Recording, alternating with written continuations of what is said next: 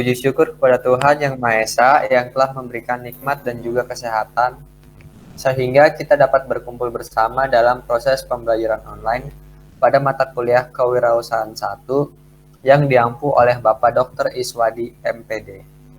Sebelumnya, saya ucapkan terima kasih kepada yang terhormat Bapak Dr. Iswadi MPD dan semua sahabat-sahabat dan teman-teman yang mengikuti mata kuliah Kewirausahaan 1. Adapun topik yang akan kami bahas pada kesempatan ini adalah etika wirausaha. Sebelumnya perkenalkan, nama saya Boni Fasilis Dandi yang akan bertugas sebagai moderator dan akan membimbing jalannya diskusi pada saat ini. Adapun anggota kelompok saya adalah Sadat Ardiansyah, Bagus Listio, dan Ananda Dwi Rizkita. Sedangkan rangkaian acara yang akan kita lewati adalah sesi penyampaian dan penyajian materi dan sesi penutup. Baik teman-teman, langsung saja kita mulai ke sesi penyampaian dan penyajian materi yang akan disampaikan oleh Sadat Ardiansyah. Saya persilahkan Sadat untuk membacakan materi yang pertama. Ya, terima kasih kepada Boni. Saya akan membawakan materi pengertian etika wirausaha. Lanjut. Nah, di sini poin pertama yaitu etika berasal dari kata Yunani ethos, bentuk jamak taeta yang berarti praktik.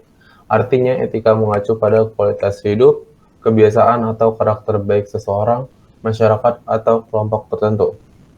Yang kedua, poinnya yaitu etika dipahami sebagai filsafat atau ilmu moral yang membahas dan mendalami nilai dan norma yang dianugerahkan oleh moralitas dan etika. Yang ketiga, yaitu etika bisnis adalah ilmu tentang bagaimana berwirausaha berperilaku dalam perusahaan. Lanjut. Nah, di sini ada etika bisnis dapat diartikan sebagai tata krama, kebiasaan dan aturan yang berlaku dalam lingkungan bisnis.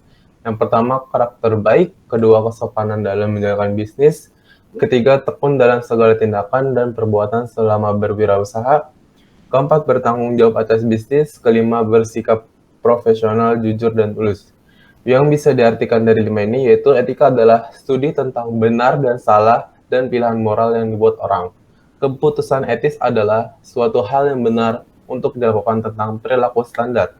Etika bisnis meliputi hubungan antara perusahaan dan mereka yang menginvestasikan uang di perusahaan, konsumen, karyawan, kreditur, pesaing, dan lain-lain.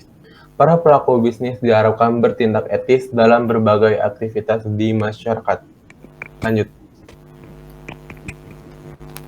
Menurut Zimmer 1996 ayat 22, ada 3 tingkatan norma etika. Yang pertama, hukum berlaku bagi masyarakat secara umum yang mengatur perbuatan yang boleh dilakukan dan tidak boleh dilakukan. Kedua, kebijakan dan prosedur memberi arahan khusus bagi setiap orang dalam organisasi dalam mengambil keputusan. Tiga, moral sikap mental individual sangat penting untuk menghadapi suatu keputusan yang tidak diatur oleh aturan formal. Yang arti yang dari ketiga tersebut, etika yaitu ilmu yang mempelajari bagaimana bertindak jujur, adil, dan adil. Etika adalah prinsip yang mempelajari perilaku moral dan tidak bermoral, dan pertimbangan cermat yang harus dilakukan terhadap orang lain atau kelompok orang tertentu. Etika diklasifikasikan sebagai filsafat, moral, atau etika normatif. Etika adalah perilaku normatif. Etika normatif mempelajari sesuatu yang benar menurut hukum dan moralitas yang benar. Etika mengajarkan bahwa apa yang salah adalah salah dan apa yang benar adalah benar. Apa yang benar tidak bisa dikatakan salah dan apa yang salah tidak bisa dikatakan benar. Jangan bingung antara benar dan salah untuk setiap individu atau kelompok. Lanjut. Contoh etika dalam klub. Yang pertama, berperilaku baik. Kedua, kurangi emosional. Ketiga, berinisiatif untuk memulai dialog. Keempat, berbicara dengan ramah dan sopan. Kelima, berpakaian sesuai situasi. Keenam, jujur. Yang bisa diartikan dalam 6 poin ini yaitu dalam Etika pertama kali digunakan dalam arti nilai dan normal dan arti nilai dan normal moral yang menjadi pedoman individu atau kelompok dalam mengatur perilakunya. Etika kemudian digunakan dalam pengertian seperangkat prinsip atau nilai moral atau kode etik, dan etika sebagai ilmu yang mempelajari kebaikan dan kejahatan. Lanjut. Ketentuan etika berwirausaha. Yang pertama, sikap dan perilaku seorang pengusaha harus mengikuti norma yang berlaku dalam suatu negara atau masyarakat.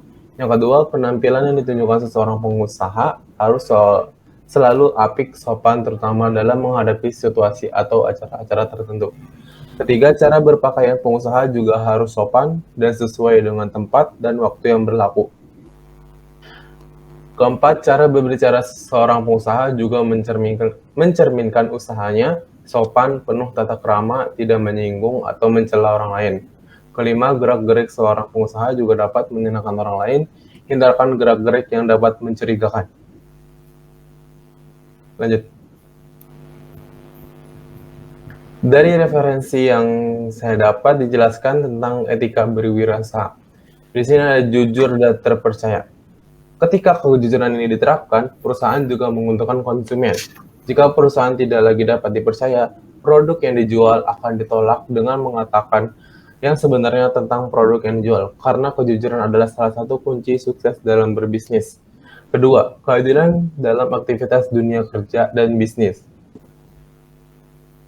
Menurut agama Islam, menuntut keadilan ditegakkan karena sikap yang benar adalah keharusan, bukan sekedar permintaan kepada Tuhan Yang Maha Esa. Sikap adil mencakup nilai-nilai yang ditetapkan oleh agama Islam dalam semua aspek ekonomi Islam. Oleh karena itu, sangat baik untuk memantapkan diri sebagai seorang wirausahawan. Adil artinya tidak ada diskriminasi, adil dalam arti tindakan, keuntungan, dan sebagainya, karena dalam berbisnis, nilai-nilai keadilan harus berjalan dengan baik. Sopan santun dan hormat dalam sikap dan berperilaku.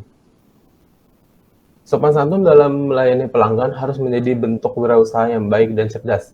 Dalam berbisnis, karyawan harus mampu menciptakan hubungan yang harmonis dengan perilaku yang santun. Pelayanan yang baik membuat pelanggan memiliki kesan tentang partisipasi mereka di masa depan. Keempat, ada berperilaku baik. Berperilaku baik membuat seorang merasa senang, sehingga meskipun karyawan melakukannya, konsumen yang membeli akan merasa senang. Kelima, ada tepat waktu dan disiplin.